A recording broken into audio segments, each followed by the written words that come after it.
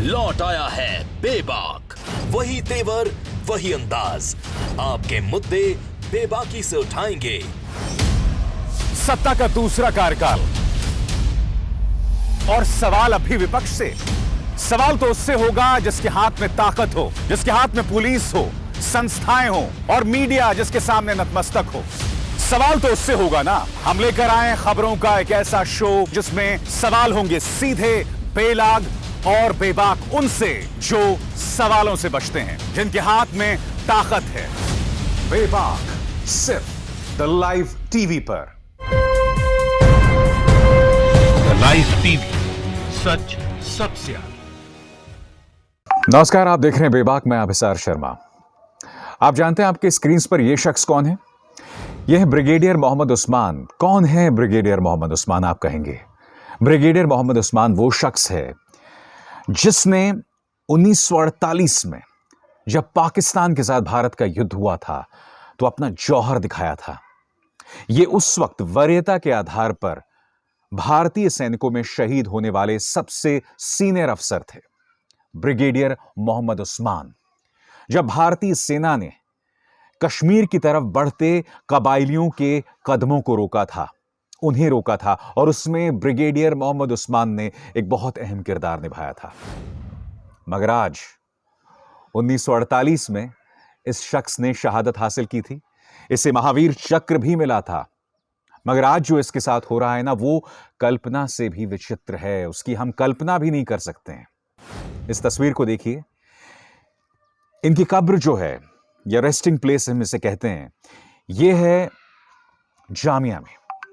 और जैसा कि आप देख सकते हैं, इनकी कब्र को तोड़ दिया गया है। यह है ब्रिगेडियर मोहम्मद उस्मान की कब्र। वो शख्स जिसे महावीर चक्र मिला, वो शख्स जिसके जौहर की वजह से हम कबायलियों के बढ़ते कदम को रोक पाए, आज उसकी कब्र को गुंडों ने तोड़ दिया है। ये किसने तोड़ा बताइए? किसी नशेड़ी ने, किसी शराबी ने, या फिर नफरत ने? वो नफरत जो हमने कोरोना और लॉकडाउन के दौरान देखी थी, जहां तबलीगी जमात वालों के खिलाफ एक झूठा और घटिया और गलत प्रोपेगेंडा चलाया गया और उसके जरिए मुसलमानों के बॉयकॉट तक की अपील कई लोगों ने कर डाली थी, जिसमें सत्ताधारी नेता शामिल थे।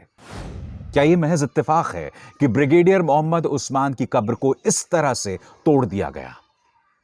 और आप जानते हैं, हर साल उनकी शहादत वाले दिन या हर साल जब भी कोई अहम दिन आता था तो भारतीय सेना अपनी श्रद्धांजलि उन्हें जरूर देती थी। मगर आज इस कब्र को देखकर दोस्तों, मेरा दिल रो रहा है। मेरा दिल इसलिए रो रहा है कि हम अपने शहीदों का इस तरह से अपमान कर रहे हैं। मेरा दिल इसलिए रो रहा है क्योंकि किसी को परवाह नहीं है। आज मैं आपसे पूछना चाहता हूं कि क्या हमने शहादत को भी हिंदुओं और मुसलमानों में बांट दिया? क्या यह महज एक इत्तेफाक है कि इस तरह से ब्रिगेडियर मोहम्मद उस्मान की कब्र को तोड़ दिया गया है? मैं फिर दोहराना चाहूंगा, यह वो शख्स है जिसकी वजह से हमने बढ़ते कबायलियों के कदमों को रोका था और आज इस तरह से इनका ये हश्र कर दिया गया है। मैं जानना चाहता हूं कि उनकी शहादत को किसकी भेंट कर दिया गया? नफरत की भेंट तो नहीं कर दिया गया ना? क्योंकि देखिए, देश में कल्पना से भी विचित्र हो रहा है। इस देश में वो हो रहा है जिसकी आप और हम कल्पना भी नहीं कर सकते हैं।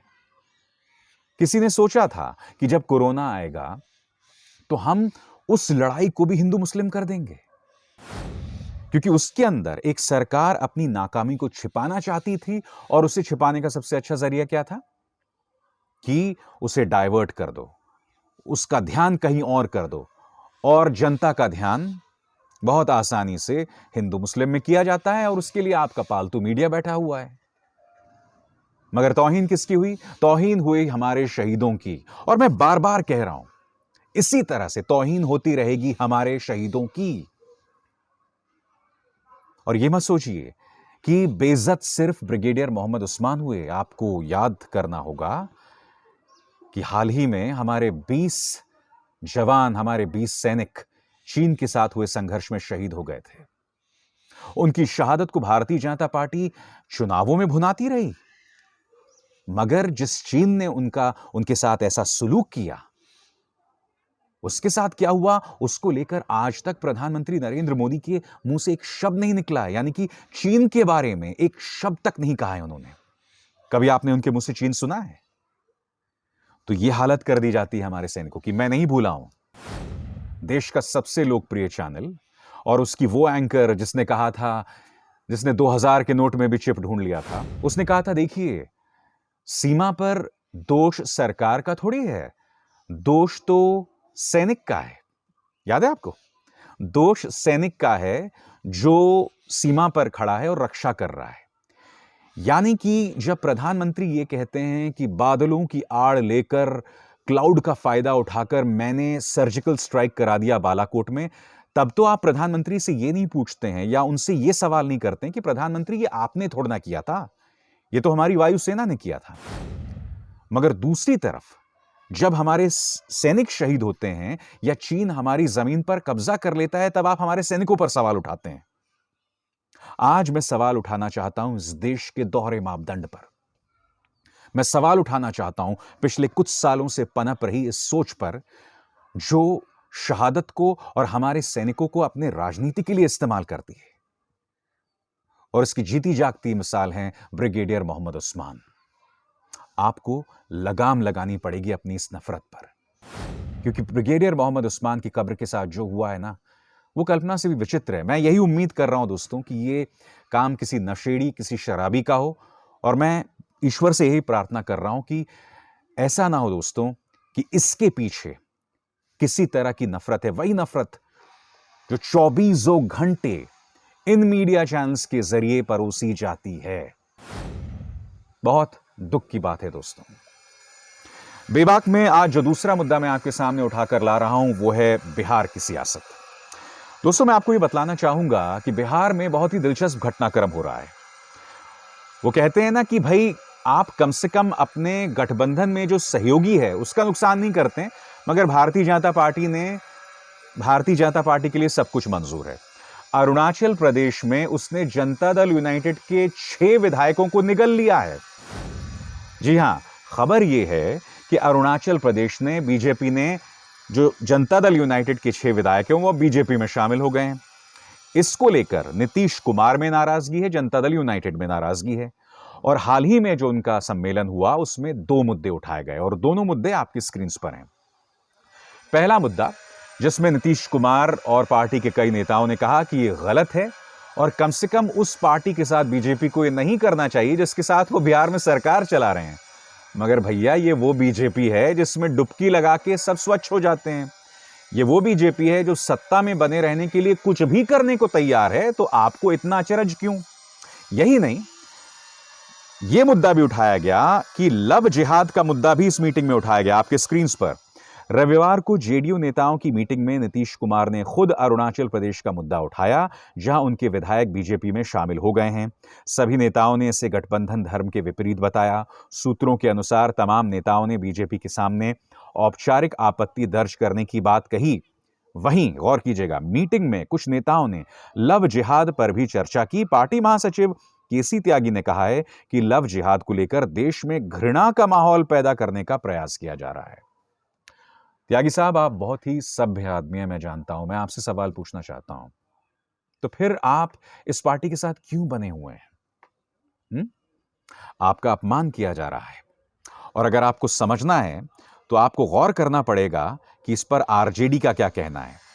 लगातार अपमान किया जा रहा है, मगर बावजूद इसके आप उनके साथ बने हुए हैं। आपके 6 विधायक काट दिए उन्होंने अरुणाचल में। मेरी लगातार बातचीत कुछ पत्रकारों से हो रही है दोस्तों बिहार के, और उनका कहना है कि यह सरकार 4 से 5 महीने से ज्यादा नहीं चलेगी। पता नहीं ये बात सही है या नहीं, मगर उसके लिए आपको 2 चीजों पर गौर करना पड़ेगा। सबसे पहले इस मुद्दे पर आरजेडी का क्या कहना है, क्योंकि आरजेडी का यहां पर यह कहना है कि हम जो है यहां पर एक इन्होंने इशारा किया है कि राष्ट्रीय जनता दल जो है वो जनता दल यूनाइटेड के साथ मिलकर फिर से सरकार बनाने को तैयार है। अब आप जानते हैं कि आरजेडी नंबर 1 पार्टी है, तो अगर नीतीश कुमार ने गठबंधन तोड़ दिया और बाहर आ गए वो बीजेपी के साथ, तब भी उनकी सरकार पर कोई असर नहीं पड़ेगा और वो आरजेडी के साथ सरकार बना सकते हैं। क्या कहा है शिवानंद तिवारी ने, जो कि उनके राष्ट्रीय उपाध्यक्ष हैं, आपके स्क्रीन पर। राजद के राष्ट्रीय उपाध्यक्ष शिवानंद तिवारी ने स्पष्ट किया कि गेंद जनता दल यूनाइटेड नेतृत्व के पाले में है, जिन्हें समझना चाहिए कि अरुणाचल प्रदेश में जनता दल यूनाइटेड के विधायकों के सामूहिक रूप से भाजपा में शामिल होने के घटनाक्रम का मकसद पुरानी बातों का बदला लेना है। तिवारी ने एक दशक पहले की बात की, जब नीतीश ने भाजपा की राष्ट्रीय कार्यकारिणी में भाग लेने पटना आए पार्टी नेताओं के लिए आयोजित रात्रि भोज रद्द कर दिया, जिसमें नरेंद्र मोदी शामिल थे। तो कहीं ना कहीं शिवानंद तिवारी इस बात का इशारा कर रहे हैं कि नरेंद्र मोदी पुरानी बातों को भूलते नहीं और उसी का बदला लिया जा रहा है अरुणाचल प्रदेश के तौर पर। धीरे धीरे नीतीश कुमार की जड़ें काटी जा रही हैं, उन्हें खत्म किया जा रहा है। मगर इसका दूसरा पहलू भी है।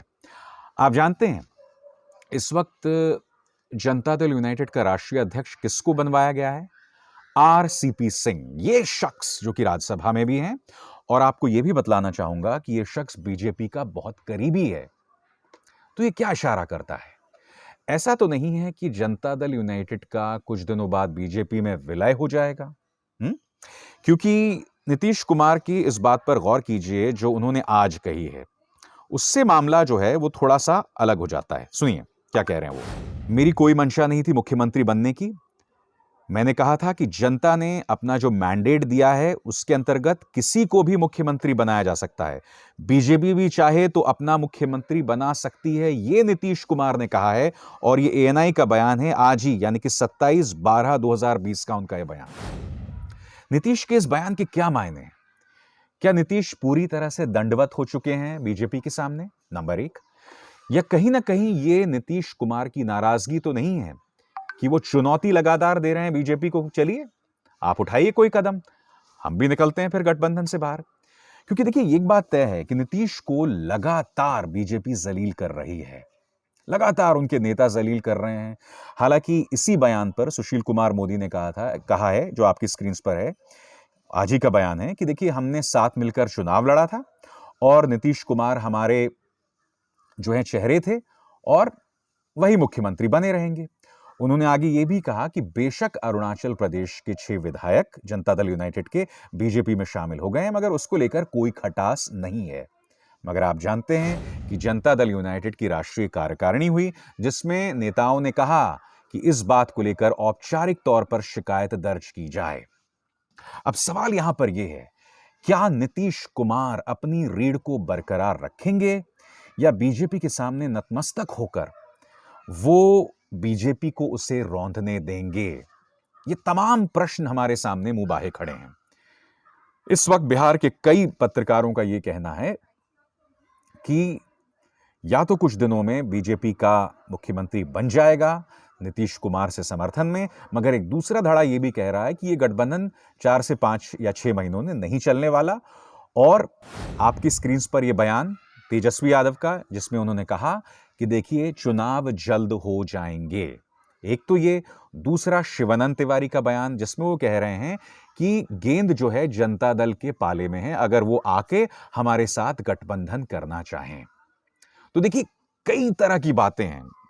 मैं ये नहीं कह रहा हूं, मैं अपनी तरफ से कुछ नहीं कह रहा हूं कि कुछ ऐसा होने वाला है या ऐसा कुछ होगा, क्योंकि सियासत में कुछ भी हो सकता है। किसी ने कल्पना किया था क्या कि नीतीश कुमार जो हैं आरजेडी के साथ उन्होंने सरकार बनाई, बाद में वो जाके बीजेपी गोद में बैठ गए और अब बीजेपी उनकी जड़ें काटने में लगी हुई है। तो सियासत में दोस्तों कुछ भी हो सकता है। बेबाक में बस इतना ही, मगर जाते जाते एक बार फिर याद दिलाना चाहूंगा आपको कि ब्रिगेडियर मोहम्मद उस्मान की कब्र के साथ जो हुआ वो कोई भी भारतीय बर्दाश्त नहीं कर सकता। दोस्तों, हमारे शहीदों का अपमान बर्दाश्त नहीं किया जाएगा। नफरत के चलते हम शहादत को इस तरह से दो फाड़ नहीं कर सकते। नमस्कार।